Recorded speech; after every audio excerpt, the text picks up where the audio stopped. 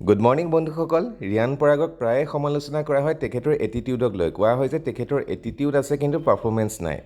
এইবাৰ IPLত এই সমালোচনা আৰু অধিক তুংগত উঠিছে কাৰণ ৰাজস্থান ৰয়েলছ এখনৰ পাছত এখন খেল হাৰি আছে।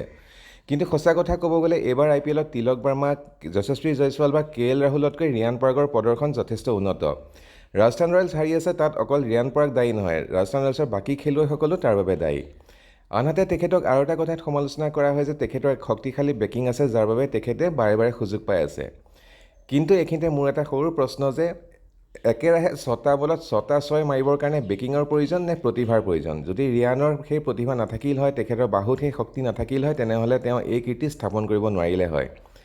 আনহাতে এইবাৰ IPLত কোৱা হৈছে ৰিয়ান পৰাগ একেবাৰে ফৰ্মত নাই, কিন্তু যদি তেখেত ফৰ্মত নাই তেনেহ'লে ঋষভ পন্ত আৰু ঈশান কিষণৰ বিষয়ে সমালোচকসকলে কি ক'ব?